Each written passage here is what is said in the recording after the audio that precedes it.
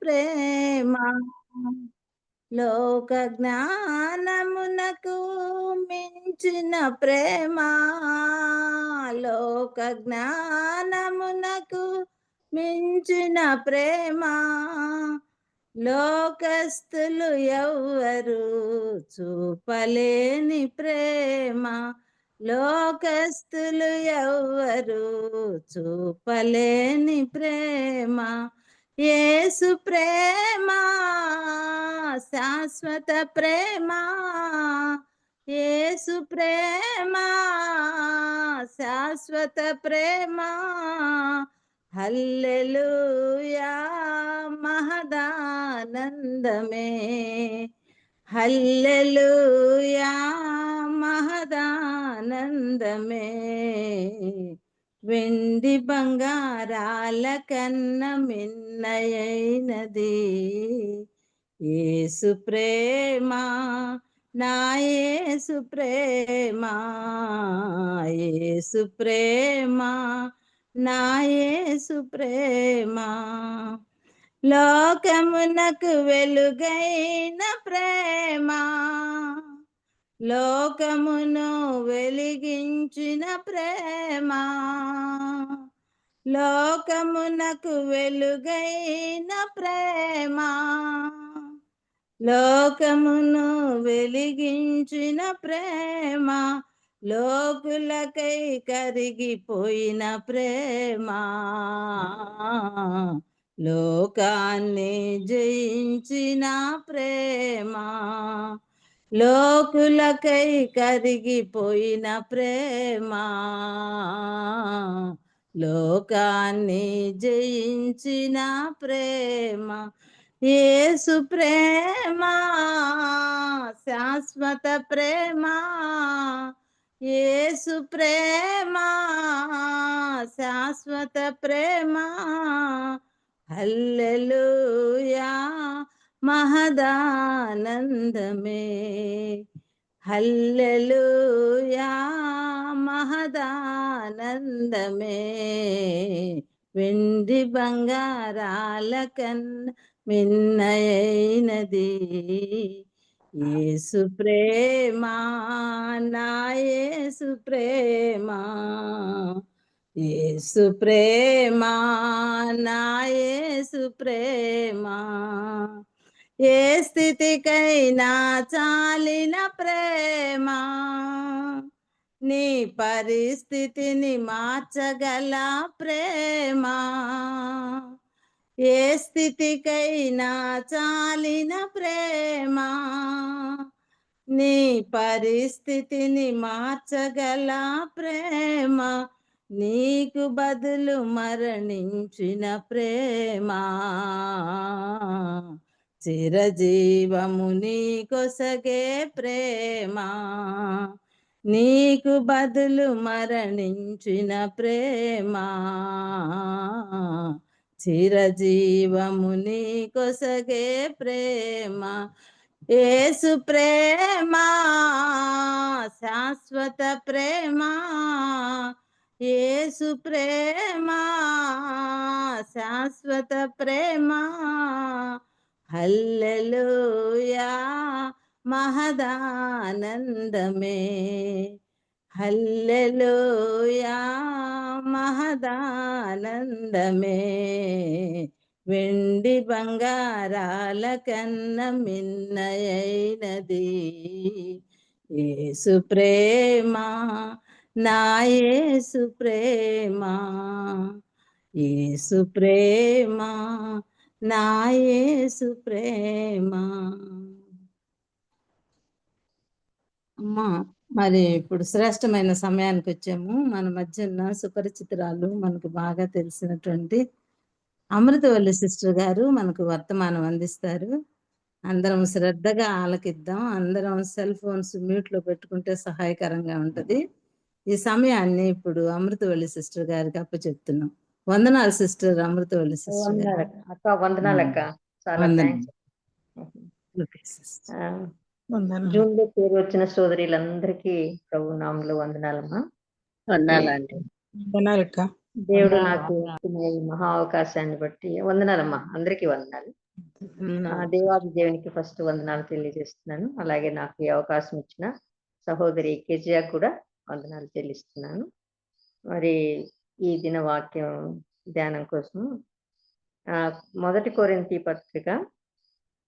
కొరింథీయులకు రాసిన మొదటి పత్రిక 1వ అధ్యాయం అందరికీ చాలా బాగా తెలిసిన వాక్యం. అనేక సార్లు ప్రతిరోజు వాక్యం ఎవరు చెప్పినా తప్పకుండా దీన్ని కోట్ చేస్తూనే ఉంటారు. అట్లా తెలిసిన మాటలే ఇంతవరకు మనం విన్న ప్రతి వాక్యము మనకు తెలుసు.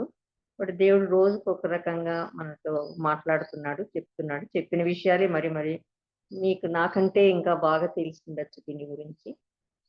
మరి ఎందుకు దేవుడు నన్ను ఈ రోజు నిలబెట్టి నన్ను దీన్ని చెప్పమన్నాడు కనుక నేను చెప్పడానికి సాహసిస్తున్నాను. మొదటి కొరింథీయుల పత్రిక 1వ అధ్యాయం 26 నుంచి 29 వరకు చదువుతాను నేను. సహోదరులారా, మిమ్మల్ని పిలిచిన పిలుపును చూడుడి. మీలో లోకరీతిన జ్ఞానులైనను ధనులైనను గొప్ప వంశం వారైనను అనేకులు పిలువబడలేదు గాని ఏ శరీరియు దేవుని ఎదుట అతిశయింపకుండునట్లు జ్ఞానులను సిగ్గుపరచుటకు లోకంలో నుండి వెర్రి వారిని దేవుడు ఏర్పరచుకొని ఉన్నాడు. బలవంతులైన వారిని సిగ్గుపరచుటకు లోకంలో బలహీనులైన వారిని దేవుడు ఏర్పరచుకొని ఉన్నాడు. ఎన్నికైన వారిని వ్యర్థం చేయుటకు లోకంలో నీచులైన వారిని, తృణీకరింపబడిన వారిని, ఎన్నిక లేని వారిని దేవుడు ఏర్పరచుకొని ఉన్నాడు. చిన్న ప్రార్థన చేసుకుందాము వాక్య ధ్యాన సహాయం కొరకు. దయామయుడమైన దేవ, కరుణా సంపదమైన దేవ, నీకు వందనాలు, స్తుతులు, స్తోత్రములైనా మా జీవితంలో మరొక దినాన్ని ఇచ్చినందుకు స్తోత్రము. మరొక మారు నీ పాద సన్నిధికి రాగలిగేట నాకు ఇచ్చిన ధన్యత కొరకే వందనాలు చెల్లిస్తున్నాను. ఆయన మాట్లాడబోతున్న నేను నా తండ్రి వ్యర్థురాలని, మరి జ్ఞానవంతురాలనేం కాదు. మాట తడబడేదాన్ని, మాట సరిగా రాని దాన్ని కూడా నా తండ్రి ప్రభా మీరు నా నోటికి తోడుగా ఉండండి. నన్ను నిలవబెట్టి మీరే మాట్లాడమని, నన్ను మరుగుపరచమని తండ్రి ప్రార్థన చేస్తున్నాను. చదవబడిన వాక్యాన్ని దీవించండి. ఈ రోజు మా కొరకు ఏం సిద్ధపరిచినారు దాన్ని విడిచివడ్డిస్తుండగా మేము శ్రద్ధగా వినడానికి అయా ప్రభా మీరే సహాయం చేయమని ప్రార్థన చేస్తూ ఆది అంతమై నడిపించమని, అన్నిట్లో మీరే మహిమ పొందమని, నీ మహిమార్థమై ఈ సమయాన్ని మేము వెచ్చించడానికి కృప చూపించమని, నీ ప్రియ కుమారుడు మా ప్రియ ప్రభువును అతి త్వరలో రానైన యేసునామమున స్తుతించి స్తోత్రించి ప్రార్థిస్తున్నాం తండ్రి. ఆమేన్. నేను చదవంగానే మీకు అందరికీ అర్థమవుతుంది, ఓహో ఇదేనా మా అక్క, బాగా తెలుసు, నిజమే దేవుడు అట్లా ఎన్నుకున్నాడు చాలా మందిని అని. నిజమే ఎన్నుకున్నాడు. మనకు బైబిల్లో చాలా క్యారెక్టర్స్ ఉన్నాయి అట్లా చూడడానికి. నేను కొన్ని క్యారెక్టర్స్ని ఎలా వాళ్ళని అంటే ఎలాంటి వారిని ఎన్నుకుంటే వాళ్ళు ఎంత గొప్ప కార్యాలు చేశారు, ఏం కార్యాలు చేశారు అనే దాన్ని చూస్తాం. అది కూడా అందరికీ తెలుసు. మరి ప్రభు ఈరోజు ఎట్లా మాట్లాడతాడో మీకు మరి అంటే జ్ఞానయుక్తంగా ఉండొచ్చో ఉండదో మరి నాకు తెలియదు కానీ, బట్ దేవుడు అయితే నాకు ఈ వాక్యాన్ని చూపించాడు దీని గురించి మాట్లాడమని. అందుకని ఇదే సిద్ధపడ్డాను. మొదటిగా మనం ఆదికాండం నుంచి చూద్దాం. చాలా మంది ఉన్నారు కానీ నేను అందరినీ గురించి చెప్పడం లేదు. నేను సెలెక్ట్ చేసుకున్న క్యారెక్టర్స్ మాత్రమే మనం దేవుడు వాళ్ళని ఎట్లా ఆశీర్వదించినాడు అనే దాన్ని మనము ధ్యానిద్దాము. ఆదికాండము 16వ అధ్యాయం. ఆదికాండము 16వ అధ్యాయము 3వ వచనం చదువుతాము. కాబట్టి అబ్రహాము కనాను దేశంలో 10 ఏండ్లు కాపురం ఉన్న తర్వాత అబ్రాము భార్య అయిన శారాయి తన దాసి అయిన హాగరును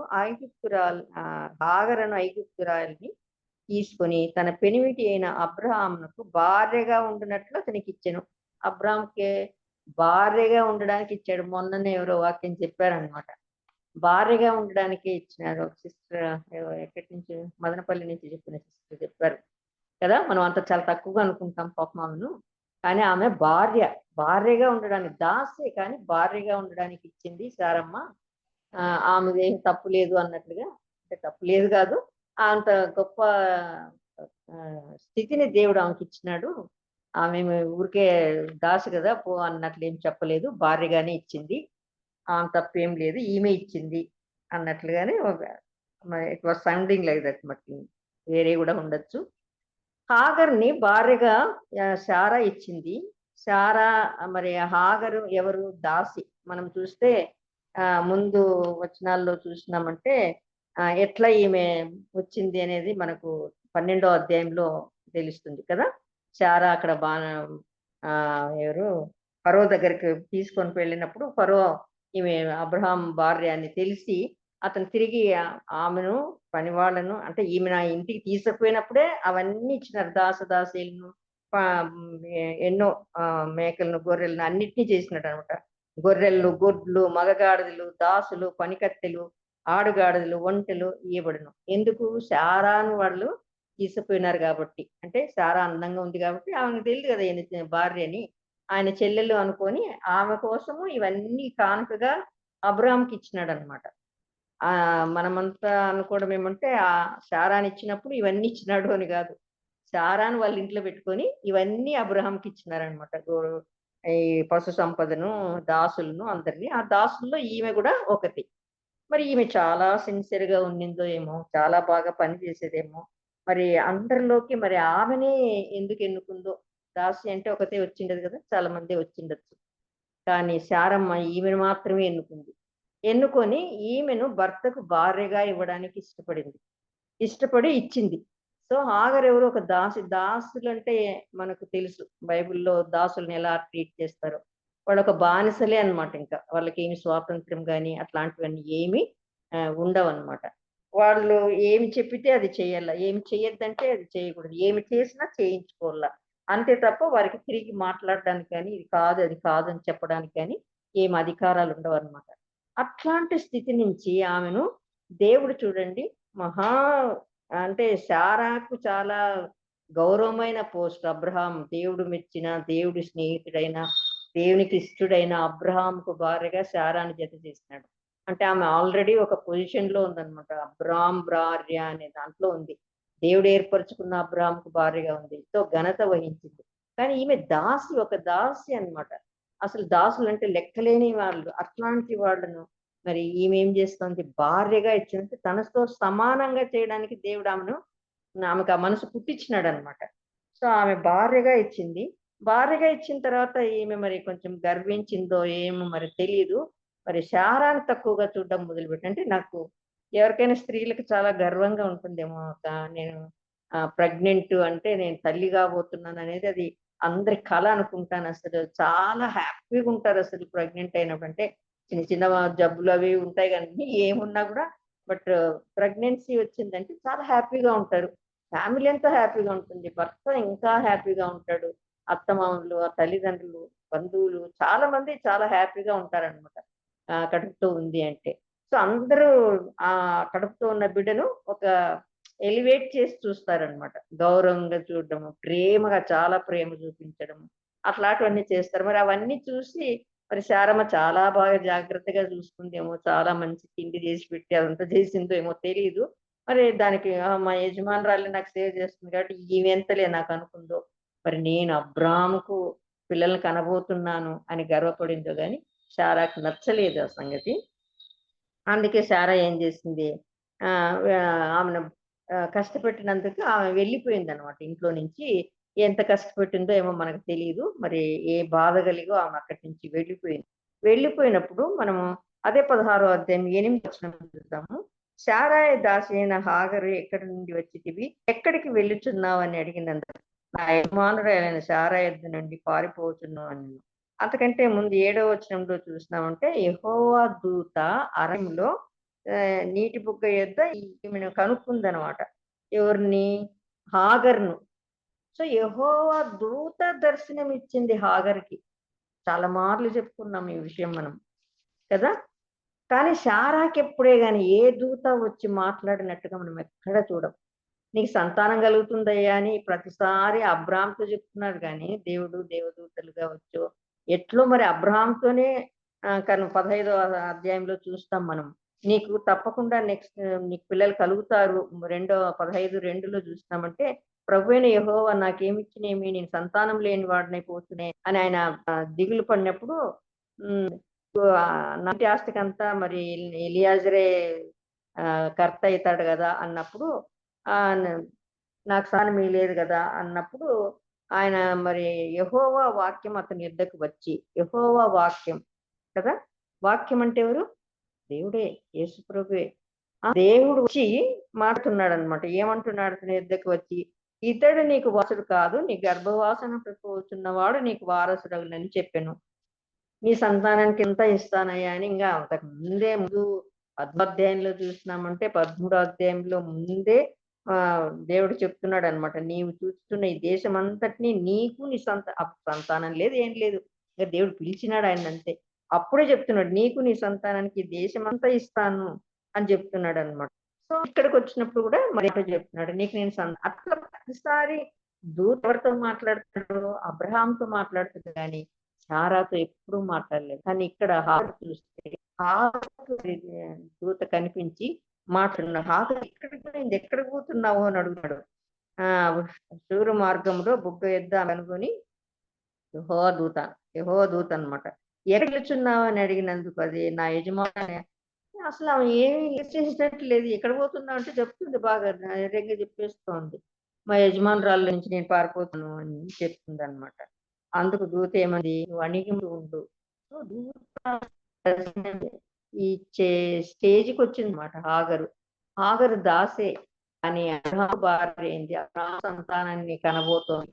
తర్వాత దూత వచ్చి మాట్లాడతాను. తర్వాత ఎప్పుడు కూడా దూత మాట్లాడినాడు చూడ, దాసినే హెచ్చించినాడు అనమాట. మనం అనుకున్నాం కదా తృణీక దాసి అంటే, మనం అక్కడ చదువుకుని ఏమనుకున్నాము, కొరింథీయులకు రాసిన పత్రికలో నీచులైన వారిని, తృణీకరించబడిన వారిని ఎట్లంట ఇక వారిని వ్యర్థం చేయుటకు సారాన్ని ఎన్నుకున్నాడు దేవుడు అబ్రాహాముకు భార్యగా. ఆమె ఇచ్చినాడు. కానీ కూడా దేవుడు ఇచ్చినాడు అనమాట. దేవుడు అనుకుంటే మరి ఆఖ్యతలు ఉంటాయి అని అంటారు కదా, ఎందుకు వారసులారు వాళ్ళు అన్ని ఆఖ్యతలు ఉంటాయి అంటారు. చాలా అండి పెద్దవాళ్ళు ఎవ్వరు కూడా మంచి పొజిషన్లు దేవుడు ఆశీర్వదించి లేడంట. రెండోనే ఆశీర్వదించి ఎవరినన్నా తీసుకోండి. ఫస్ట్ మనం ఎవరు అహరోన్ను మోషేనే చూద్దాం. మోషే చిన్నవాడు, అహరోను పెద్దోడు. మోషేనే దేవుడు ఎన్నుకున్నాడు. అహరోను కలిసి పనిచేసినాడు. మోషే ఏం చేస్తే అది చేశాడు అంతే తప్ప అహరోను చెప్పినట్లు మోషే వినలేదు అక్కడ. సో మోషేనే ఎక్కువ. అట్లా చాలా క్యారెక్టర్స్ మన బైబిల్లో కొత్త నిబంధనలో చూస్తే కూడా, ఇప్పుడు పేతురు, ఆంధ్రేయ పెద్దడు, కానీ పేతురుని దేవుడు తన సంఘం పెట్టడానికి ఎన్నున్నాడు అనమాట పేతురుని. సో అట్లా అంటే మీరు మిగతా క్యారెక్టర్స్ ని కూడా చూడొచ్చు. ఎక్కడికినా కూడా చిన్నవాడి దేవుడు చాలా ఆశీర్వదించిన మెయిన్ క్యారెక్టర్స్ కదా. యాకోబు, యోసేపు పోగొట్టుకున్నాడు అంటున్నాం కానీ దేవుడు ఏర్పాటు అది అంతే. యాకోబుని దేవుడు ఎందుకు గర్భంలో జ్యేష్ఠత్వాన్ని పోగొట్టుకోలేదు కదా. గర్భంలోంచి వచ్చినప్పుడు పెనుగులాడినప్పుడే అప్పుడే వచ్చినట్టుగా చూస్తున్నా ఆమెకి చెప్తున్నాడు, పెద్దవాడు చిన్నవాడు పెద్దవాడు చిన్నవానికి దాచుకుంటాడు అప్పుడే చెప్తున్నాడు అనమాట. సో దేవుడు మరి ఎందుకు చేశాడో తెలియదు కానీ మనం గమనించి అట్లా ఉంటున్నాడు. దాసిని దర్శిస్తున్నాడు కానీ యజమానురాలైన శారాను దర్శించాడు. తర్వాత 3వ చూస్తున్నామంటే అప్పుడు ఆమెకి ఏమి లిబర్టినాడు చూడండి. హాగర్కి ఆమె మళ్ళా రెండోసారి పారిపోయింది. బాగా నిండు చూడాలి కాదు, కొడుకుని తీసి పారిపోతుంది. పారిపోతున్నప్పుడు అప్పుడు ఏమంటుంది 13వ వచనంలో అది ఇచ్చుతున్న దేవుడు నీవే అని పేరు మాటలైన యెహోవా పెట్టాను. యెహోవా పెట్టాను, ఆయనకే పేరు. దూతైన యెహోవా వాక్యైన అంతా కూడా యెహోవా దేవుడే. యెహోవాకు చూస్తున్న దేవుడు అని పేరు పెట్టిందంట. పేరు పెట్టడానికి మోషే ఎన్నిసార్లు ఎవరని చెప్పాలా అని అంటున్నారు కానీ నిజంగా పేరే వేసింది దేవునికి. నువ్వు చూచుచున్న దేవుడు అని పేరు పెట్టింది అనమాట. సో పేరు పెట్టడానికి అనుమతించినాడు అమ్మ. ఇంత దాసికి పేరు పెట్టడానికి అనుమతించినాడు. చూచుచున్న దేవుడు నీవే. సో ప్రారంభించినాడు అనమాట. సో ఈమె క్యారెక్టర్ అనుకున్నాను. ఇంకొక క్యారెక్టర్ గురించి చెప్పాలనుకున్నాను, అదే యెహోషువ. మీకు అందరికి కూడా బాగా తెలుసు. యెహోషువలు ఎవరు చెప్పండి? ఎవరు మాట్లాడరా? యెహోషువ అధ్యాయము. యెహోషువ మోషే తర్వాత నాయకుడు అయ్యాడండి. ఏమ్మా? మోషే తర్వాత నాయకుడిగా ఎన్నుకోబడ్డాడు.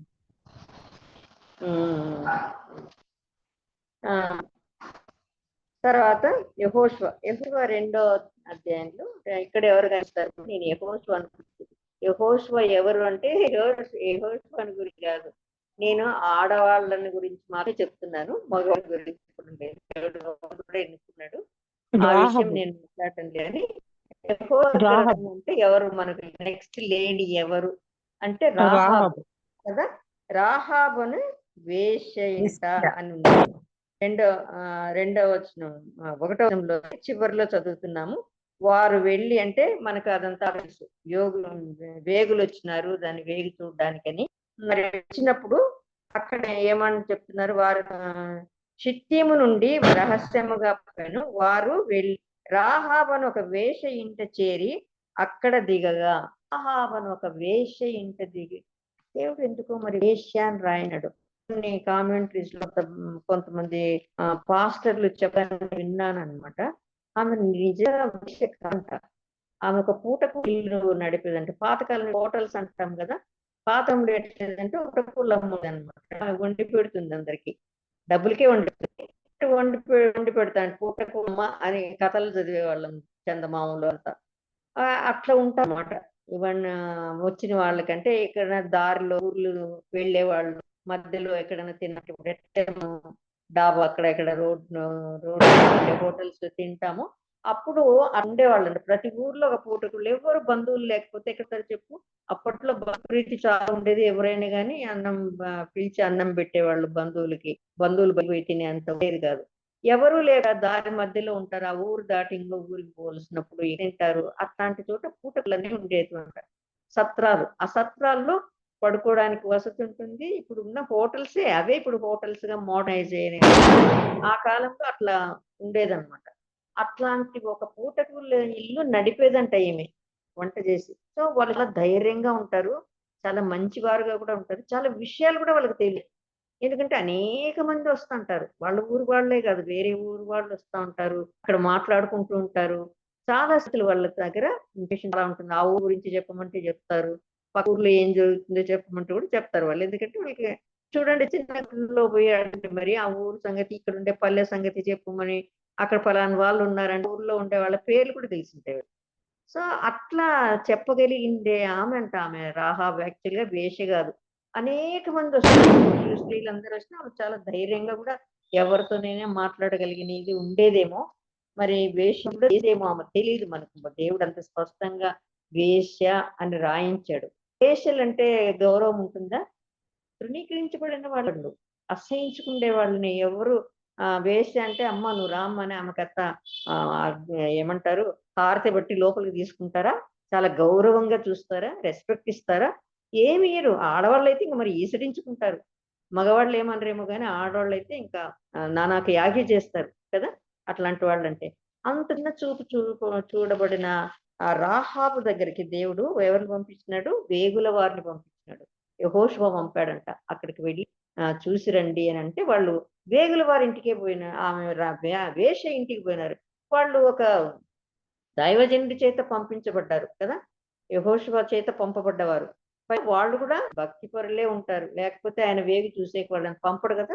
ఆ 12 గోత్రాల్లో ఆ ఇద్దరు వెళ్ళారు రిప్రజెంటేటివ్స్ గా. అంటే వాళ్ళు అట్లా అకతాయిగా వాళ్ళ ఇంటికి ఇంటికి పోయేవారుగా ఉండరన్నమాట.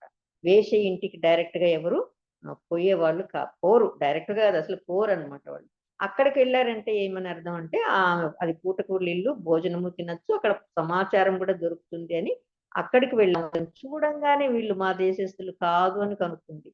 ఎంత జ్ఞానం ఇచ్చినాడు చూడండి దేవుడు ఆమెకు. ఆమె చూసి వాళ్ళను ఏం చేసిందంట, వారు వేరే 9వ వచనంలో చూస్తే ఆమె ఏమంటుంది, దాచిపెట్టింది. అవంతా మనకు తెలుసు, అదంతా నేను చెప్పడం లేదు. దేవుడు ఆమెను ఎట్లా వాడుకున్నాడు, ఎట్లాంటి ఆమెను ఎట్లా వాడుకున్నాడు.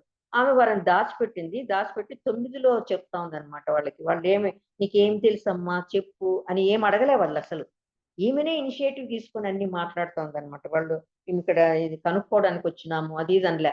వచ్చిన సైనికులు అన్నారనమాట. వేగు వాళ్ళు వచ్చినారంటే ఎక్కడున్నారని ఆమెను అడిగారు గాని వీళ్ళైతే ఆమెతో ఏమీ చెప్పలేదు. 9వ వచనంలో ఏమని అంటున్నారే యెహోవా ఆమె చెప్తుందనమాట వాళ్ళ దగ్గరికి వచ్చి 8 నుంచి కూడా చదువుదాము. ఆ వేగులు వారు పండుకొనక మునుపు ఆమె వారున్న మిద్దె మీదకి ఎక్కి వారితో ఇట్లా నేను వాళ్ళ దగ్గరికి పోయి చెప్తాందనమాట. వాళ్ళనేమో దాచిపెట్టేసింది. ఇప్పుడు పోయి ఈమెనే మాట్లాడుతుంది. యెహోవా ఈ దేశంని మీకు ఇస్తున్నాడనియు మీ వలన మాకు భయం పుట్టుననియు మీ భయం వలన ఈ దేశ నివాసులందరికీ ధైర్యం చెడుననియు నేనెరుగుదును మా వాళ్ళంతా అనుకుంటుండారయ్యా అందులో నాకు తెలుసు అదంతా ఇట్లా తప్పకుండా దేవుడు ఈ దేశాన్ని మీకు అప్పగిస్తాడు అని మాకు తెలుసు. మీ దేవుడు చాలా గొప్పడు కదా. ఇంకా ముందుకెళ్ళి ఏమంటుంది 11 వచ్చిన మీ దేవుడైన యెహోవా పైన ఆకాశం నందును కింద భూమి ఎందును దేవుడే. సో వాళ్ళ దేవుడు ఎంత గొప్పవాడో కూడా తెలుసు అనమాట. ఎన్ని విషయాలు తెలుసు చూడండి. ఆ పేరుకి ఆమె ఏంటి వేశ్య అనే పేరు కలిగి ఉంది, కానీ తృణీకరించబడింది, ఈసడించబడేది, అందరితోనే అసహించుకోబడేది. కానీ ఆమెకు దేవుడు ఎంత ఆధిక్యతించాడంటే దూతలు అంటే ఆ వేగు చూడడానికి వచ్చిన దూతలకి ఇవన్నీ విషయాలను విపులంగా చెప్పింది. వాళ్ళు ఇంకెక్కడ తెలిసిన అవసరమే లేదు. ఎవరిని అడిగితే చెప్తారో తెలియదు. ఒక ఆడామె అందులో ఆ పూటకూళ్ళ ఇల్లు ఆమెకు వేశ్య అనే పేరుంది. అంటే క్యారెక్టర్ లెస్ అని అర్థం వేశ్య అంటే. అట్లాంటి ఆమె ద్వారా ఇదంతా తెలుస్తుంది అని ఆ ఒక్క చోట అడిగినారు కానీ మరి ఎక్కడైనా వారు అవకాశించినట్టుగా మనకి ఎక్కడ కనిపించదు. ఇంకా ఆమె మాట మీద మాత్రమే లక్ష్యం ఉంది. ఆమె ఆ మాటనే నమ్మి, ఎందుకంటే ఆమె అంత ఖండితంగా చెప్తాంది. మీ వలన మాకు భయం పుడుతుంది. ఈ దేశ నివాసులందరికీ ధైర్యం చెడిపోయినప్పుడే ఆ దేశం మాట్లాడుతున్నారన్నమాట ఆ విషయం. దేవుడు ఆ దేశంలో ఇంకెవరిని పెంచలేదు. ఒక సైనికుడు లేకపోతే ఇంకా ఎవరో ఒకరు ముఖ్యమైన వాళ్ళు ఎవరైనా ఏర్పాటు చేయాలి. వీళ్ళకి తెలిస్తే చేయలేదు. వేషనే దేవుడు ఎన్నుకున్నాడు. ఎందుకు లోకం తునీకించబడింది. ఆమె అంతా తెలిసి అనుకున్నా కూడా ఆమె ఏమన్నారంతా వేషనే అంటారు. పుట్టుకూళ్ళు ఇల్లు నడిపినా ఆమె ఎంత మంచిదైనా, ఎంత జ్ఞానవంతురాలు, ఎంత ధైర్యవంతురాలుగా ఉండింటుందో, ఎవరికి భయపడిందై ఉంటుంది. ఎందుకంటే ఆడామె పూటకూళ్ళు నడుపుతుందంటే చాలా ధైర్యవంతురాలే అయిండాలని. అంత ధైర్యం ఉంటాయి.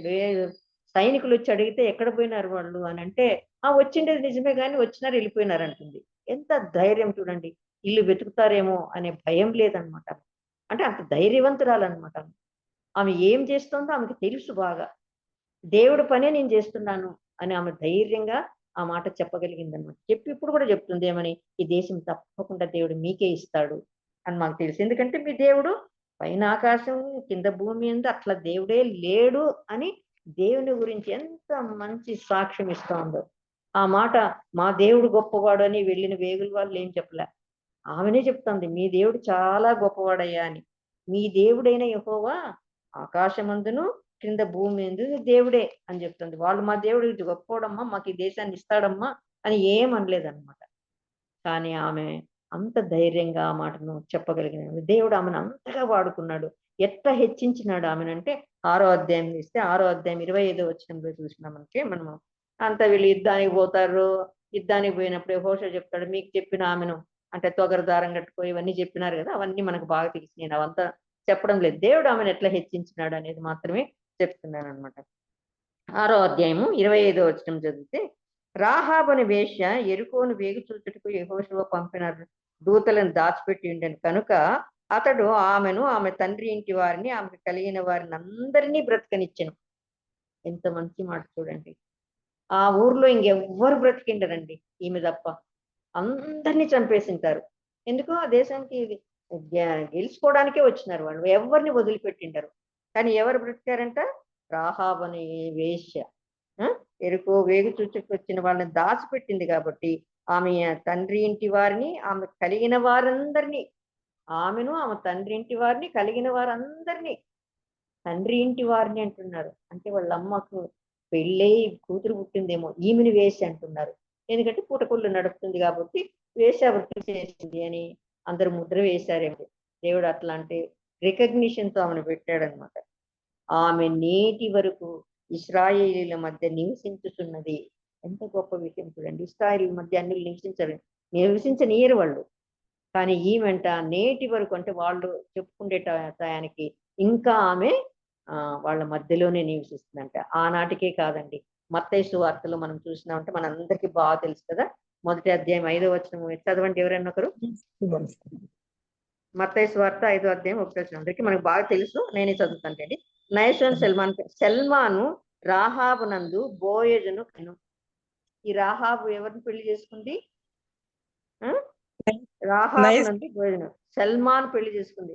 నాకు ఎవరో ఒక పాస్టర్ గారు ఎప్పుడో విన్నట్లుగా ఉందన్నమాట. ఈ సల్మాన్ ఎవరంట? ఆ వచ్చిన వేగుల వాళ్ళలో ఒకడు అని చెప్తారు. ఈ రాహాబును పెళ్లి చేసుకున్న ఈ సల్మాను వేగుల వారు ఇద్దరు వచ్చినారు కదా, ఆ ఇద్దరులో ఒకడు సల్మాను అని అంటారు. మరి నాకు తెలియదు అది ఎంత, నాకైతే చదవలేదు. అన్నారు కరెక్టేకా? అట్లా చెప్పారు కానీ మరి నేనైతే ఎక్కడ చదవలేదు ఆ విషయము. చాలా మంది చెప్పగా కూడా నేను వినలేదు. బట్ ఎప్పుడో లాంగ్ బ్యాక్ ఎక్కడో విన్నాను అనమాట. అది విన్నాను, చదవలేదు, విన్నాను. కాబట్టి ఈ సల్మాను అట్లా వచ్చిన ఆయనే అని చెప్తారనమాట. వచ్చిన వేగువాళ్ళలో ఒకరు. అందుకే ఆమెను వంశావళిలో చేర్చినారనమాట. సో బోయజును కనెను, బోయజు రూతునందు ఉబేదేదును కనెను అని ఉందన్నమాట.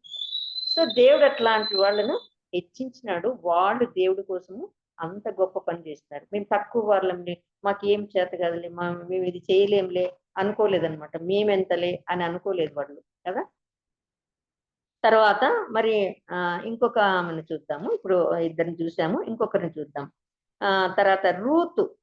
నిన్న అక్క చాలా చెప్పింది. నేను అనుకున్నాను, నేను ఏదో చెప్పాలనుకున్నాను కానీ నిన్న అక్క నేను ఏమేం చెప్పాలనుకున్నానో అవన్నీ అంతకంటే ఎక్కువే చెప్పినారులేండి. నేను అంత అనుకోలేదు కానీ బట్ అక్క చాలా విషయాలు మనక్క నిన్న రూతుని గురించి చెప్పింది అనమాట. చాలా శ్రేష్టమైన సంగతులు మనం విన్నాం నిన్న.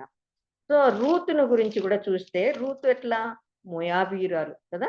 మోయాబీయులకు అమోనీలకి అసలు వీళ్ళలో కలవడానికి ఛాన్సే లేదు కదా. నేను అక్క చెప్పింది ద్వితీయోపదేశ కాండంలో ఉంది. 10వ తరం వరకైనా కూడా వాళ్ళు ఎవ్వరు కూడా ఎన్నడూ కూడా సమాజంలో చేరకూడదు అని ఉంది ద్వితీయోపదేశ కాండంలో. అదే మనము నెహెమ్యాలో చూడండి ఒకసారి. నెహెమ్య 13వ అధ్యాయం 1వ వచనం చదవండి ఎవరన్నా చదవగలిగితే. నెహెమ్య నేనే తీశాను. నెహెమ్య 13:1.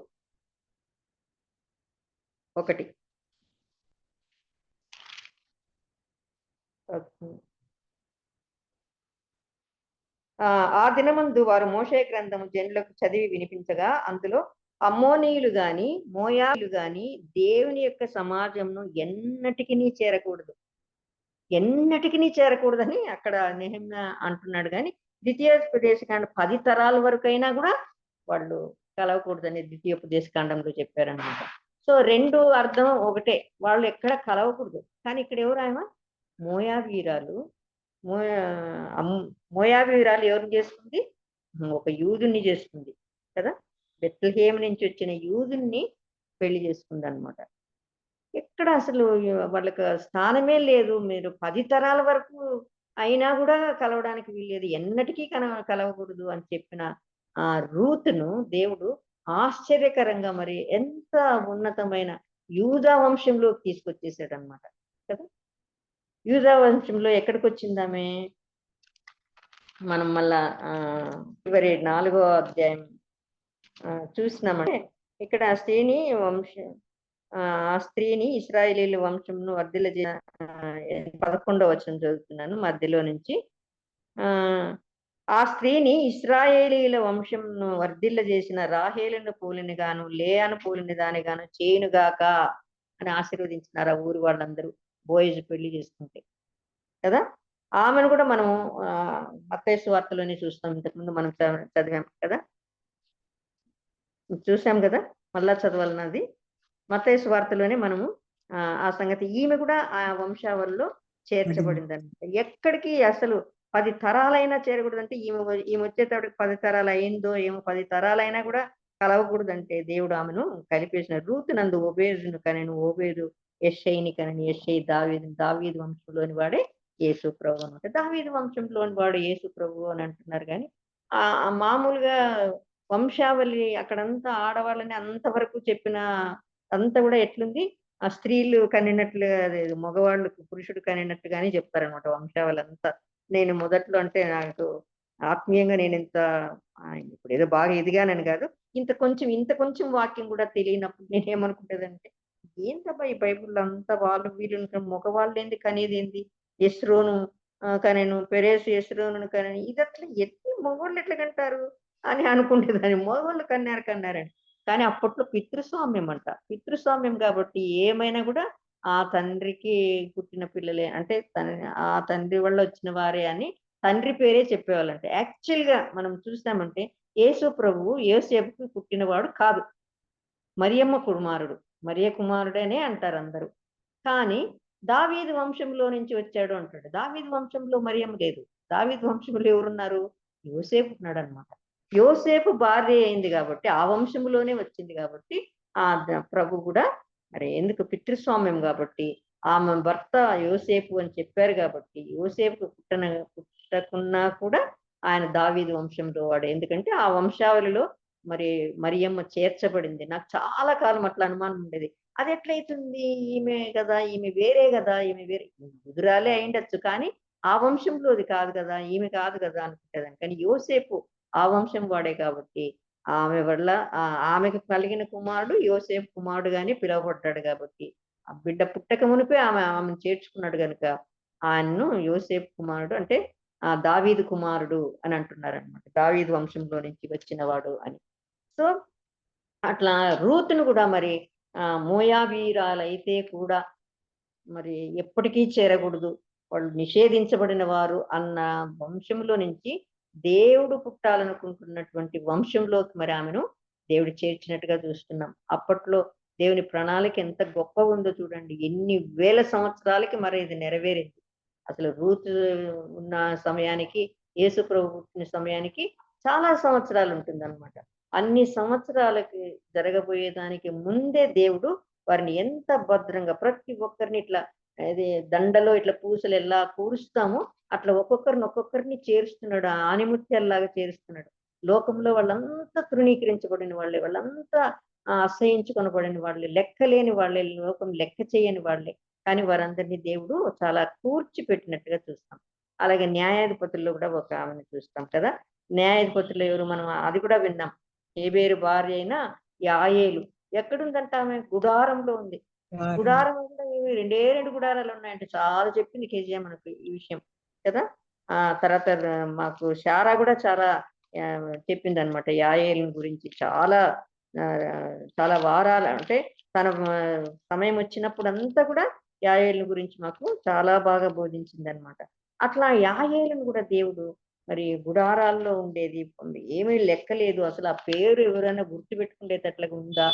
ఎవరో ఆమె భర్త మరి అందులో శత్రు దేశాల్లో ఉండేటువంటి వాళ్ళు అట్లాంటి వాళ్ళు ఇక్కడికి వచ్చేస్తున్నారు. ఇక్కడికి వచ్చినాక ఆమె మరి సీసెరాను చంపినట్టుగా చూస్తున్నాం. సీసెరా మరి చంపిన దానిగా మరి ఆమె ప్రసిద్ధికి ఎక్కేటట్లు చేశాడనమాట. యాయేలు పేరు గ్రంథంలో ఉండేటట్లు దేవుడు అనుమతించినాడు. లెక్కలేని ఆమె యాక్చువల్గా వీరి వంశంలోకి వచ్చేదే కాదు. అంటే ఇశ్రాయేలీల పక్షంగా ఉండేది కాదు, శత్రుపక్షంలో ఉండేది. అందుకే ఆయన అంత నమ్మకంగా మరి ఈమె దగ్గరికి వచ్చాడనమాట.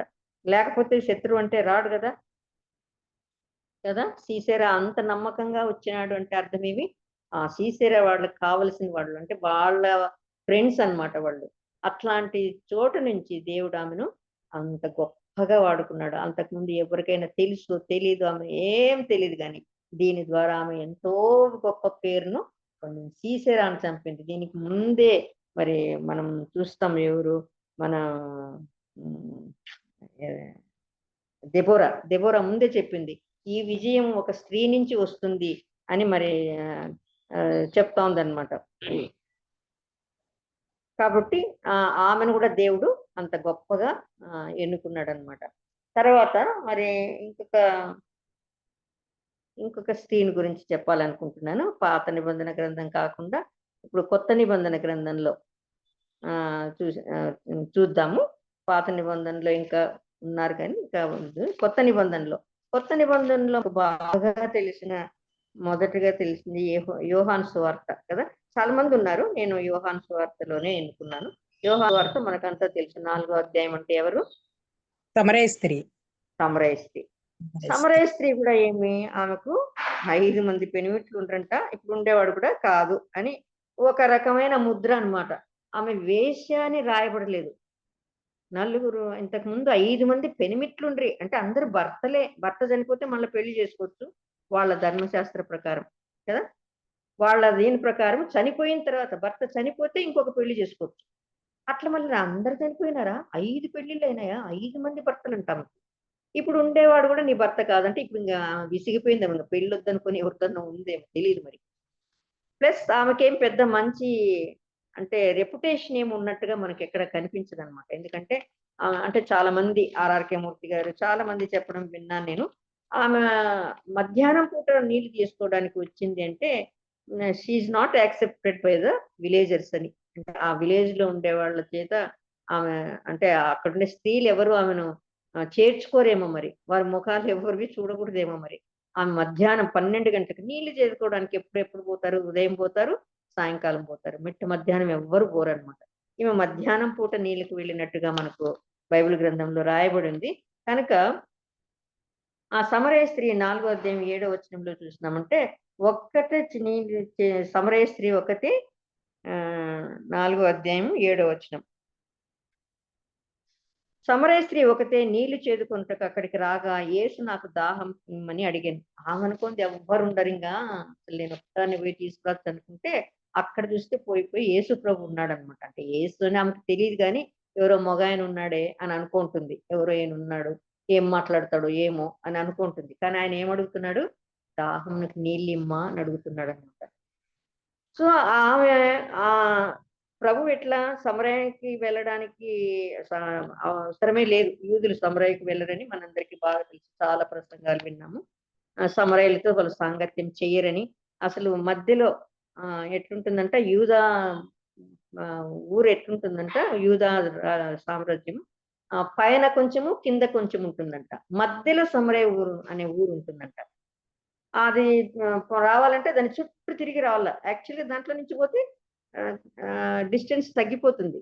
కానీ ఎవ్వరు కూడా పోరంట అట్లా. ఎందుకంటే వాళ్ళు గాలి కూడా సోకకూడదని. పైగా ఇట్లా పైన పోతారంట వాళ్ళు. సమరయ్యకి పై భాగం నుంచి పోతారంట, కింది వైపు నుంచి పోరంట. ఎందుకంటే వాళ్ళ గాలి కూడా సోకకూడదు, వాళ్ళ నీడ కూడా పడవు. అంత నిష్ఠగా ఉంటారనమాట సమరయ్యుల పట్ల. అంత స్ట్రిక్ట్ గా ఫాలో అవుతారనమాట యూదులు. అట్లాంటి యూదుడు సమరయ్యలోకి వచ్చేసినాడు. నాకు ఇంకొక ఆశ్చర్యకరమైన విషయం ఏమనుకుంటానంటే ప్రభు అయితే వచ్చినాడులేండి. ప్రభువుకి అందరూ సమానమే. ఆ సమరయ్యకి వచ్చినాడంటే ఆమె కోసమే వచ్చినాడు. ఇట్స్ ఎ గ్రేట్ ప్లాన్ అనమాట. ఆయన ప్రణాళికలో అదొక గొప్ప విషయం అక్కడికి రావడం అనేది. కాబట్టి ప్రభు వచ్చినాడు. కానీ శిష్యులు ఏం చేసినారు చూడండి. శిష్యులు ఆహారం తీసుకురావడానికి ఊర్లోకి పోయినారంట. ఊర్లోకే రావద్దంటే ఊర్లో ఆహారం కొనడానికి పోయినారంట శిష్యులు. ఎట్లా ఇది కదా, ప్రభు ఎట్లా ట్యూన్ చేసినాడు వాళ్ళని అని నాకు భలే ఆశ్చర్యం అవుతుంది అసలు. ప్రభు అయితే ప్రభుకి అన్ని తెలుసు, ప్రభు ఏం చేయాలనుకుంటున్నాడు అది చేస్తున్నాడు. కానీ శిష్యులను కూడా ఎట్లా మార్చేసినాడు చూడండి. సమరయ్యకి పోదామంటూ వచ్చినారు వాళ్ళందరూ వెంబడి. సమరయ్యలో నుంచి ఎందుకు ప్రభు అట్లా, ఎవరు మన వాళ్ళు ఎవరు, వాళ్ళంతా మనల్ని చూస్తే ఇది చేస్తారు ప్రభు, అట్లా ప్రభు ఇట్లా ప్రభు అని అసలు పేతురు ముందు అనాల్సినోడు. పేతురు అసలు ఏం మాట్లాడలేదే అని అనిపిస్తుంది నాకు. అట్లా అది చదివినప్పుడంతా పేతురు ఎందుకు పేతురు ఎప్పుడు మౌనంగా ఉన్నాడు కదా, ఏదో ఒక మాట అనేస్తుంటాడు. అట్లాంటి వాడు అసలు ఏం మాట్లాడకుండా ఎట్లా పోయినాడు అబ్బా సమరయ్యకి. పోయిందేదే కాక ఆహారం తెస్తామని లోమని 12 మంది వెళ్ళిపోయినారంట.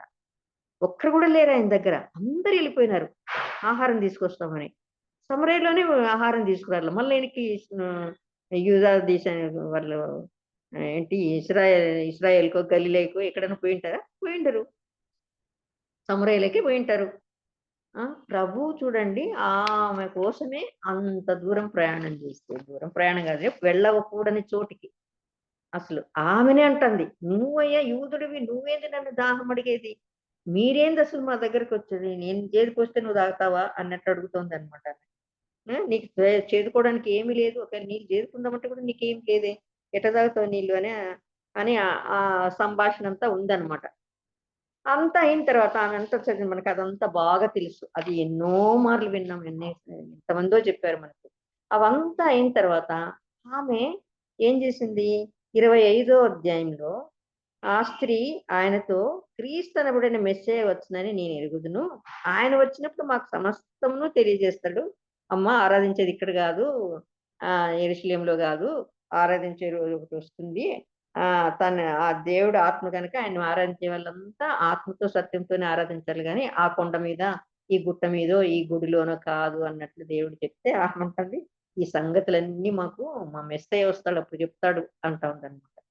అంటే ఎప్పుడైతే యేసు నీతో మాట్లాడుతున్న నేనే ఆయనను అన్నాడంతే. అనంగానే ఆ మాట మరి ఆమెలో ఎట్లా ప్రభావం చేసిందంటే, ప్రభు మాట అంత శక్తివంతమైందనమాట. ఆమెలో ఉన్న అనుమానాలు, ఆమెలో ఉన్న ఏమి గుణాలు ఉన్నాయో, ఏమి ఉండిందో ఆమెలో మొత్తం వెళ్ళిపోయింది అసలు. కుండ గిండ నీళ్ళకొచ్చినా నేను నీళ్ళు తీసుకొని పోయి ఇంట్లో పెట్టి చెప్దాం అందరికి అనుకోలేదా? ఉండనుకోలేదు, నీళ్ళు అనుకోలేదు. ఇంక వెళ్ళిపోయింది అక్కడి నుంచి అంతే వెంటనే. ఎక్కడికి వెళ్ళింది? ఇంటికి కాదు, రాండి రాండి అని వాళ్ళని పిలుచుకురాలే. ఎవరో ఉంటారు కదా, పిల్లలు ఉంటారు ఆమెకు. అంత 5 మంది మొగుళ్ళు ఉన్నారంటే ఒక పిల్లోడన్నా ఉండింటాడు కదా. 5 మంది భర్తలకు ఒక పిల్లోడన్నా కలిగింటాడు కదా. ఒక్కరు కూడా ఎవరో ఉండింటారు పిల్లలు, వాళ్ళ తల్లిదండ్రులు ఎవరో ఉంటారు బంధువులు ఇందులో. వాళ్ళ దగ్గరికి ఎక్కడికి పోలేదు ఆమె. నేరుగా ఆ విలేజ్ లోకి వెళ్ళిపోయిందంట. ఊర్లోకి వెళ్ళిపోయి ఊరు జనంకి అంతా చెప్తుందంట. ఎప్పుడైతే ఆయన నేను మెస్సియా అన్నాడో ఈమె లోపల ఒక వెలుగు వెలిగిపోయి ఉంటుంది అసలు. ఆ వెలుగును బట్టి, ఆ జ్ఞానాన్ని బట్టి ఆమె వెళ్ళి ప్రభువుని గురించి ఎంత కన్విన్సింగ్ గా చెప్పిందో వాళ్ళకి. మనం కూడా పోతున్నాం, చెప్తున్నాం వాక్యాలు. మనం చెప్తే అంగీకరిస్తున్నారా? ప్రభువుని గురించి మనం ప్రచురం చేస్తున్నాం, సరిగా చెప్తున్నామా? ఆయన సిలువను సరిగా ఎక్స్ప్లెయిన్ చేస్తున్నామా? ఆయన ఎంత త్యాగం చేసినట్టు చెప్పగలుగుతున్నామా? ప్రభువును బాగా చూపిస్తున్నామా? ఊరి జనమంతా గంటలు గంటలు చెప్పిందామె. ఊర్లోకి పోయింది వచ్చింది అంతే. ఒక గంట పోయి ఉంటుందో ఏమో మరి, నడిచిపోయే కొంత సమయం అదే. అంత తక్కువ సమయంలో అంతమందిని ఎట్లా కన్విన్స్ చేయగలిగింది? ఇప్పుడు పేతురు మాట్లాడితే 3000 మంది ఒకే రోజు అందరు రక్షించబడినారంటే ఆయన ఎంతసేపో ప్రసంగం చేసింటాడు. ప్రభుతో చాలా కలిసి తిరిగినాడు. 3.5 సంవత్సరం తిరిగినాడు. ఆయనకు కూడా కొన్ని శక్తులున్నాయి. ఆయన స్వస్థతపరచగలడు కదా! ఇట్లాంటివన్నీ ఉన్నాయి ఆయనకు కూడా. అవన్నీ చూసి ఒకవేళ వాళ్ళు నమ్మినారంటే నమ్మినారు 3000 మంది. ఆయన ప్రసంగం అంతా విని గంట చెప్పినాడు, 2 గంటలు వాళ్ళకి దినాలు దినాలు చెప్పేవాడు కదా! 3 రోజులు వరుసగా చెప్పినాడంట పౌలు. మరి ఈయన కూడా ఎన్ని రోజులు చెప్పినాడో మనకు తెలీదు గానీ, అట్లా నమ్మినారంటే అర్థం ఉంది గానీ, ఈమంటే ఊర్లో వాళ్ళకి ఎవరికి గిట్టదు అన్నట్లే కనిపిస్తాంది. ఈమె పోయి చెప్తే ఊరంతా రావడం ఏంటసలు? ఊరు జనాలందరూ వచ్చేసినారంట. అంటే దేవుడి యొక్క ప్రత్యక్షత కలిగితే, మనిషి చెప్పితే ఎంత బాగా అర్థమవుతుందో ఎదుటి వాళ్ళకి, ఆయన ఎంత బాగా పోర్ట్రేట్ చేయగలమో, ఎంత బాగా చూపించగలమో ప్రభువుని అర్థమవుతుందనమాట. ప్రభువుని అట్లా చేర్చుకోవాలి హృదయంలోకి. మనం అట్లా నేనైతే చేర్చుకోలేదని అనుకుంటా. ఎందుకంటే నేను అట్లా చెప్పంగానే చర్చకొచ్చిన వాళ్ళు ఎవరు లేరు. ఎంతకాలం నుంచో చెప్తున్నా కూడా వచ్చేవాళ్ళు లేరు. ఒకసారి వస్తే ఒకసారి రారు కదా!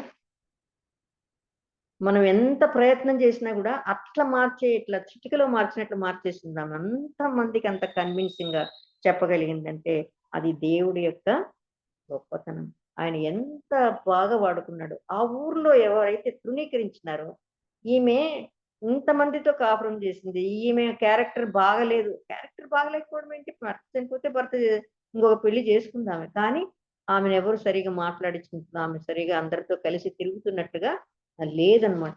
అట్లాంటి వ్యక్తికి దేవుడు ఎంత గొప్పతనం, ఎంత ఆధిక్యతనిచ్చినాడు చూడండి. ఆమె వెళ్ళి ఒక ఊరి జనాన్నంతా తీసుకురాగలిగింది. ఊరి జనమంతా వచ్చినారంట. ఎంత ఆశ్చర్యమో ఆ విషయం. నాకు చాలా మామూలుగా కమ్యూనికేషన్ గురించి చెప్పమని ఒక్కసారి చెప్పారు గానీ, నేనే ఫస్ట్ ఈ విషయమే చెప్పాను. నాకు అప్పట్లో అంత బాగా తెలీదు గానీ, నాకెందుకో చాలా నచ్చిందనమాట. ఈ ఈ ఈమె యొక్క క్యారెక్టరు, తర్వాత ఈమె చెప్పడం. అంతమందిని ఎట్లా కన్విన్స్ చేయగలిగింది? నాకు ముందు నుంచి చాలా ఆశ్చర్యం ఈ బైబిల్‌లో ఈమెను గురించి చదివినప్పుడంతా. ఇంతమందిని ఎలా మార్చగలిగింది ఆమె? ఇంతమంది ఆమె మాట నమ్మి ఎట్లొచ్చినారు? ఆమెతో మాట్లాడడానికే ఇష్టపడిన జనము నమ్మి ఎట్లా వచ్చినారు ఆమె వెంబడి అని. So, she is a very good communicator అన్నమాట. అంటే మాటలు బాగా చెప్పగలిగింది. ఎదుటి వాళ్ళకి ఎంత బాగా అర్థమవుతుందో, ప్రభువుని ఎంత బాగా చూపించాలో అంత బాగా చూపించగలిగిన స్త్రీ అన్నమాట. మనం అంత బాగా చూపిస్తున్నామా? మనం చెప్పంగానే వస్తున్నారా ఎవరన్నా? వెంటనే అంగీకరిస్తున్నారా? కొన్నిసార్లు కొంతమంది చెప్తే పెద్దామె చెప్పింది ఇంత, ఈమెకు వాక్య జ్ఞానం చాలా ఉంది, ఈమె చెప్తుంది ఎట్లా వద్దనేది అని అనేవాళ్ళు కొంతమంది ఉంటారు. కొంతమందిలో నిజంగా ఎప్పటి నుంచో వింటూ ఆ రోజు రియలైజేషన్ కలిగి వచ్చిన వాళ్ళు ఉంటే ఉండొచ్చు, అట్లా ఉండొచ్చు. కానీ ఇంత ఒక ఊరు జనమంతా వచ్చిండేది మాత్రం మన దగ్గర ఇక్కడ కూడా జరగలేదండి. ఊరంతా ఇద్దరు వచ్చినారు సిస్టర్, ఒకరు ఉన్నారు. 1 సెకండ్.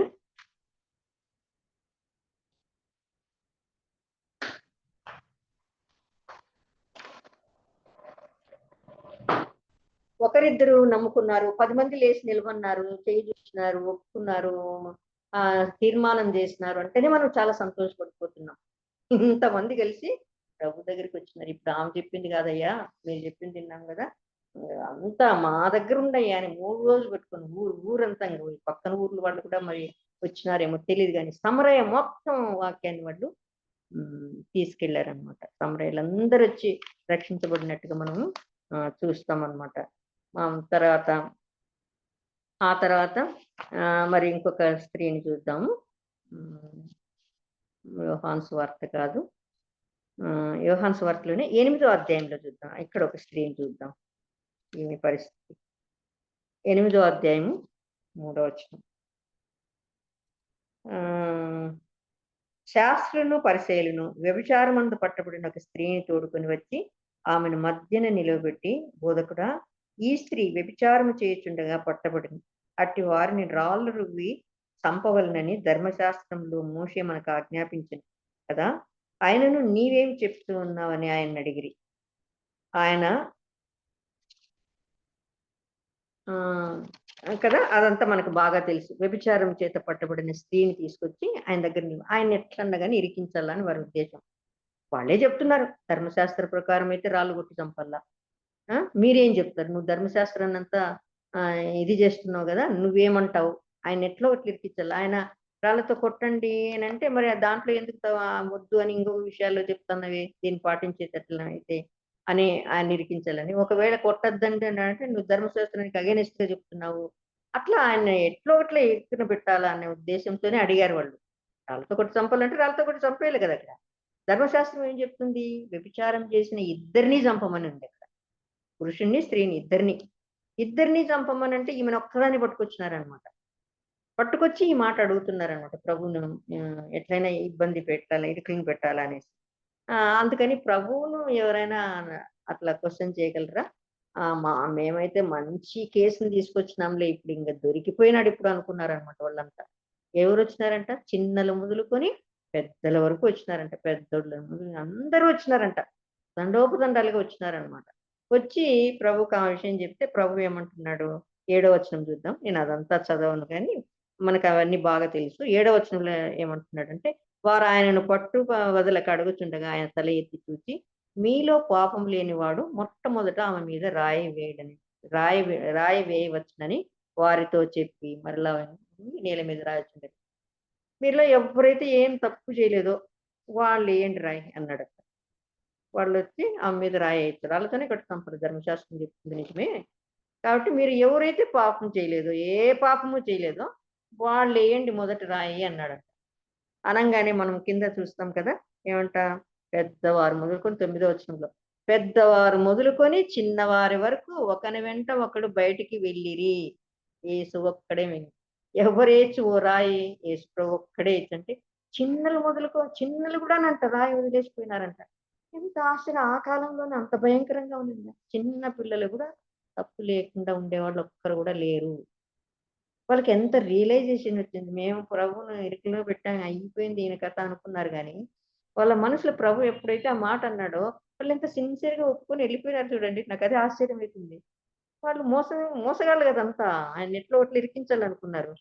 నేనేం పాపం చేయలే, వేస్తారా ఆయన, ఇలా అసలు ధైర్యం లేకపోయింది వాళ్ళకి. అంటే ఈయనకి మా పాపాలన్నీ బాగా తెలిసిపోయినాయి, అందుకే చెప్తున్నాడు ఈ మాట అనుకున్నారు అనమాట. అందరికీ భయం ఏమైంది, వాళ్ళ పాపం ఎందుకు వాళ్ళకి అందరికీ గుర్తొచ్చింది. పాపం మర్చిపోయినారేమో, ఇవన్నీ గుర్తుకొచ్చినాయి. ఇప్పుడు మీరు రాయి వేయండి, ఏ పాపం చేయని వాడు రాయి వేయండి, మొదటి రాయి వేయండి అంటే చిన్న పిల్లోడు కూడా వేయలేదంట. చిన్న పిల్లోని కూడా వాడు ఏం చేసినాడో మనకు గుర్తు వచ్చేసింది అనమాట. ప్రభు ఎప్పుడైతే ఆ మాట అన్నాడో వాళ్ళకి అన్ని రీలలాగా తిరిగిపోయినాయి. అమ్మా నువ్వు నేను కూడా అంతే, రేపు పొద్దున ఆయన న్యాయపీఠం ఎదుట నిలబడితే మనకు అన్ని రీలలాగా చూపిస్తాడు. ఈ రోజు మనం అనుకుంటుండొచ్చు, నేను ఇది చేయలేదు, అది చేయలేదు, ఇది పర్వాలేదులే, అది పర్వాలేదులే. అండ్ రేపు పొద్దున సమాధానం చెప్పాల్సిన రోజు ఒకటి ఉంది. నాకు ఎప్పుడు అనిపిస్తుంది, ప్రభా ఇంత వింటున్నాను, ఆ రోజు అది వింటివి ఆ వాక్య ప్రకారం ఏం చేసినావు చెప్పుకుంటే ఎట్లా ప్రభు, నాకు ఇప్పుడే ఇప్పుడు చెప్పింది కాసేపుకి గుర్తుండదు అని అనుకుంటున్నా. కానీ ఇది చదివినాక నాకు అనిపించింది లాగా ఇట్లా మనకే కనిపిస్తుందేమో. ఆ రోజు టీవీలు పెట్టాల్సిన అవసరం లే, మన మైండ్ లోనే ఇట్లా మనం చేసినవి, టైము, దినము, ఎవరు, అక్కడ ఏముండే, అవన్నీ కూడా గుర్తొచ్చేస్తాయేమో. ఈ లోకంలో ఉండగా మతి మరపు ఉండొచ్చు, ఈ లోకంలో ఉండగా నీ ఇప్పుడు చేసింది ఇంకా అనే మాట ఇంకాసేపు నేను అనలేదు అనొచ్చు. కానీ ఆయన న్యాయపీఠం ఎదుట మనం అట్లా అనే ఛాన్సే లేదు. అందుకే ఎవరెవరికి కావాల్సిన బుక్ వాళ్ళకి పెట్టినాడు. ప్రతి మనిషికి ఒక బుక్ ఉందంట కదా.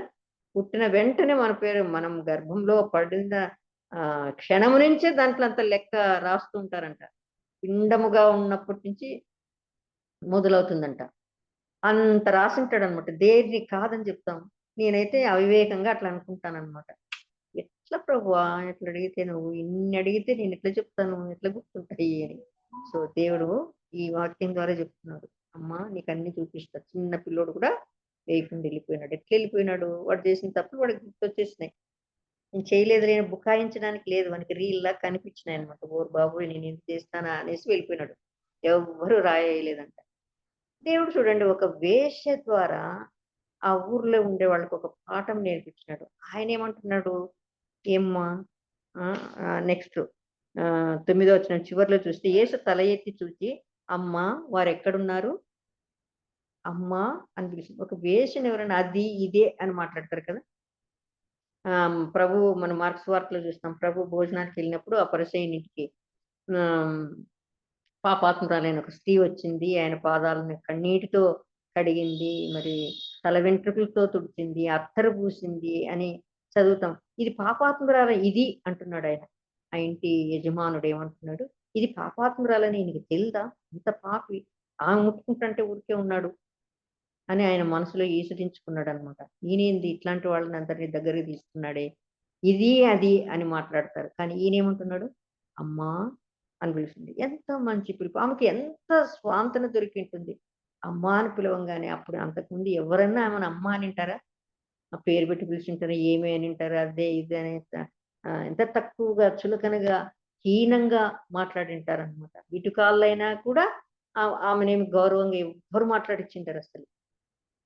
అట్లాంటిది ఫస్ట్ టైం ఆమె జీవితంలో వినిందేమో ఆ మాట అమ్మా అనడం. దేవుడు ఎంత ఆశీర్వదించినాడండి, ఆ అమ్మాయిని ఎంత ఆశీర్వదించినాడు, మారడానికి ఎంత మంచి అవకాశం ఇచ్చినాడు. నీకు నాకు ఎన్ని అవకాశాలు ఇస్తున్నాడు దేవుడు కదా. ఆయన అడిగితే చాలు క్షమించేవాడిగా, క్షమించడానికి సిద్ధ మనసు కలిగిన వాడిగా ఉన్నాడంట. ఎంత గొప్ప దేవుడు కదా. మన పాపాలు ఒకటా రెండా, ఎన్ని లెక్కలేనన్ని, ఎన్ని పాపం లేని వాళ్ళే లేరు కదా. పాపం లేని వాళ్ళు ఎవ్వరు లేరు. ఎఫ్ఎస్సీలు రాసిన పత్రికలో ఒక మాట చూద్దాము. ఎఫ్ఎస్సీ 2వ అధ్యాయం గురించి మనకు అందరికి బాగా తెలుసు అది కూడా, కానీ నేను ఒకసారి చదవాలనుకుంటున్నాను మనం ఎట్లాంటి వాళ్ళము. ఎఫ్ఎస్సీ 2 ఫస్ట్ వర్షన్ 1-2 చదువు. రెండో అధ్యాయం. మీ అపరాధముల చేతను పాపముల చేతను, అదే కదా, పాపముల చేతను మీరు చచ్చిన వారై ఉండగా ఆయన మిమ్మల్ని క్రీస్తుతో కూడా బ్రతికించును. మీరు వాటిని చేయించు వాయుమండల సంబంధమైన అధిపతిని అనగా అవిధేయులైన వారిని ఇప్పుడు ప్రేరేపించే శక్తికి అధిపతిని అనుసరించి ఈ ప్రపంచ ధర్మము చొప్పున మునుపు నడుచుకుంటురి. ఎట్లున్నామంట మనము, అపరాధముల చేత పాపముల చేత చచ్చిన వారుగా ఉన్నాం. బతికున్నామనే మాటే గాని పాపాల అపరాధాలతో ఎట్లుంటుంది మనము, చచ్చిపోయిన వారమే, చచ్చిన వాళ్ళమే, చచ్చిన కుక్క లాంటి వాళ్ళం అని కూడా అనుకుంటారనమాట. ఆయన మిమ్మల్ని క్రీస్తుతో కూడా ఎట్లా బ్రతికించి, క్రీస్తుతో కూడా చచ్చిన వారిని క్రీస్తుతో కూడా బ్రతికించినాడంట. మనం బ్రతికి ఉండడానికి యోగ్యులమే కాదు కానీ ఆయన రక్తం చేత మనల్ని కొని బ్రతికించినాడు అనమాట. బ్రతికించి ఇంకా మీరు వాటిని చేయొచ్చు వాయుమండల సంబంధమైన అధిపతిని, అంటే సాతానని. వాయుమండలంలో ఎవరున్నారు, సాతానుడు ఉన్నాడు అనమాట. వాడిని మనం అనుసరించేవారుగా అనగా అవిధేయులైన వారిని ఇప్పుడు ప్రేరేపించే శక్తికి అధిపతిని అనుసరించి ఏమంట, ఈ ప్రపంచ ధర్మం చెప్పున మునుపు నడుచుకున్నారు. మునుపు నడుచుకున్నాం, ఇప్పుడు మానేసినామా? గుండెల మీద చేసుకొని చెప్పండి, అన్నీ మానేసినామా? పక్కానా? ఏది లేదా? అమ్మో, నేనైతే చెప్పలేను పక్కా అని. ఏదో ఒకటి ఉంటుంది, ఏదో ఒకటి పొరపాటు చేస్తూనే ఉంటాం. క్షమించేవాడు చాలా మంచివాడు లేండి. క్షమించు ప్రభు అని అడిగితే క్షమిస్తున్నాడు ఆయన. కానీ చేయకుండా అయితే ఉండలేం కదా. అట్లాంటి మనల్ని దేవుడు తన రక్తము చేత కడిగి శుద్ధీకరించినాడు. క్షమించు ప్రభువా అని అడిగిన ప్రతిసారి కూడా క్షమిస్తున్నాడు. ఇదే ఎఫెసీయులు రాసిన పత్రికలో మనం ఒక పేజీ ఇట్లా తిప్పితే 12వ వచనం చదువుతాము. 12 చదువుమ్మా.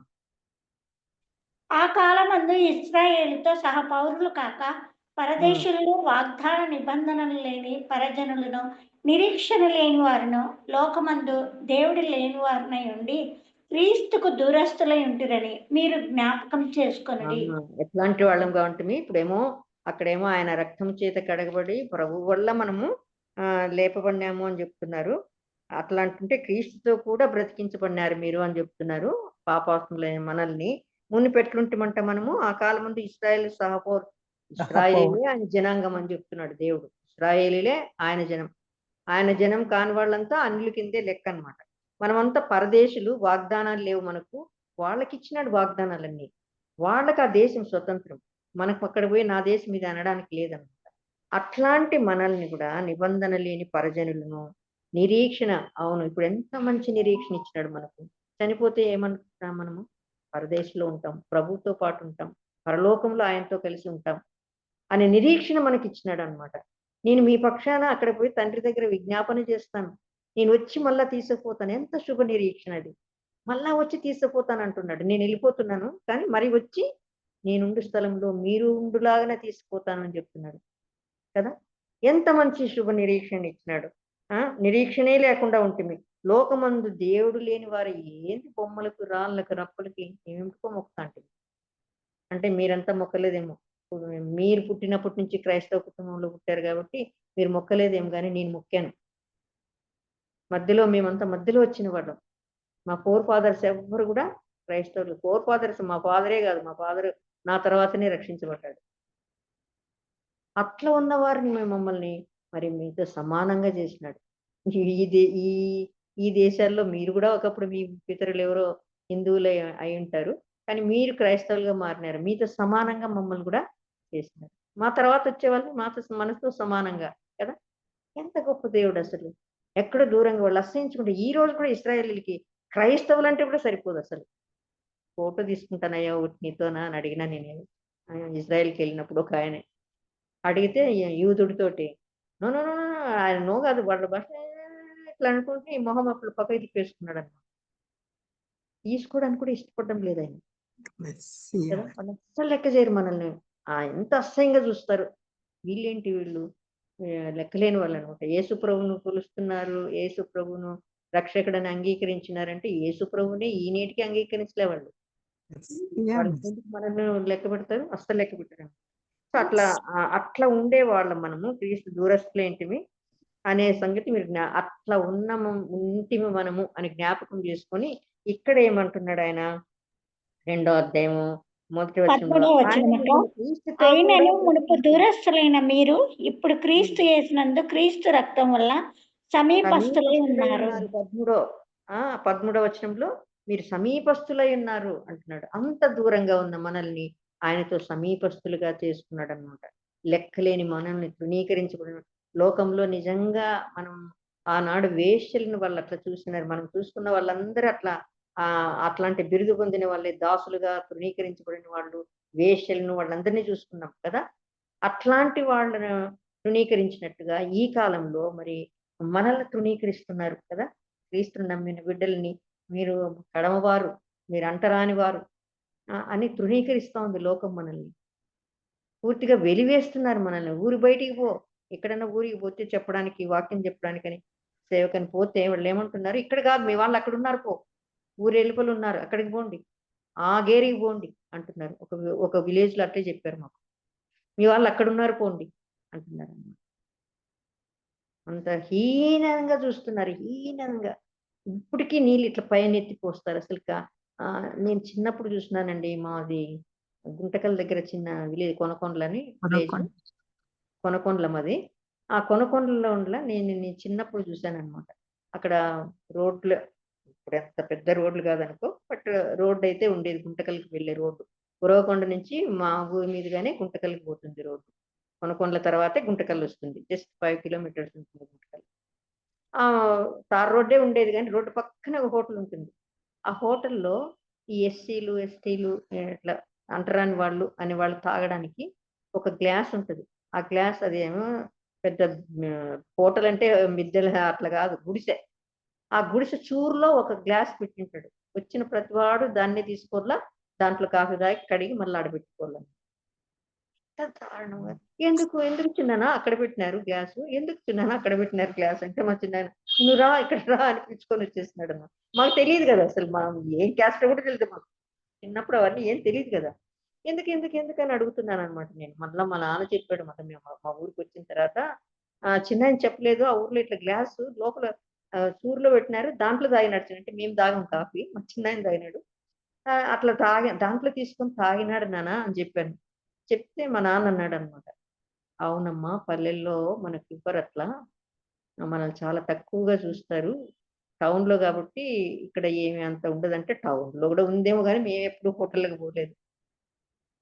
అట్లాంటి స్థితిలో నుంచి దేవుడు మనల్ని ఆయన సింహాసనం దగ్గర ఆయన సింహాసనంలో కూర్చోబెట్టుకుంటానన్నాడు.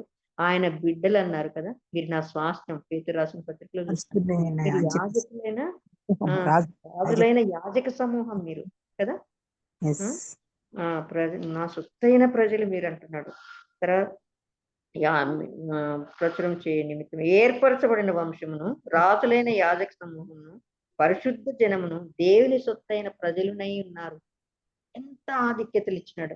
ఎప్పుడు మనం ఆయనలో ఉంటే, ఎప్పుడంట పైన 9 పూర్తి చదివితే, అయితే మీరు చీకటిలో నుండి ఆశ్చర్యకరమైన తన వెలుగులోనికి మిమ్మును పిలిచిన వాని గుణాతిశయంలో, మనం ఎప్పుడైతే వాక్యాన్ని ప్రచురం చేస్తామో, ఎప్పుడైతే ప్రభువును ప్రకటిస్తామో, అప్పుడు కిందున్న ఈ ఆధిక్యతలన్నీ మనకు వస్తాయి.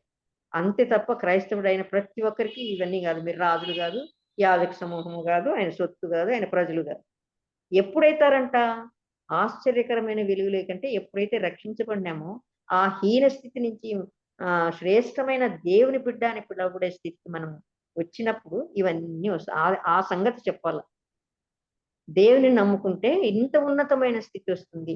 ఆయన మన కోసం తన ప్రాణం పెట్టాడు అనే విషయాన్ని మనం బోధించినప్పుడు, ఆ విషయాన్ని చెప్పినప్పుడు మాత్రమే మనం ఏర్పరచబడిన వంశము, రాజులైన యాజకులము, ఆయన సొత్తైన ప్రజలైతాము, ఆయన పరిశుద్ధ జనమైతాం.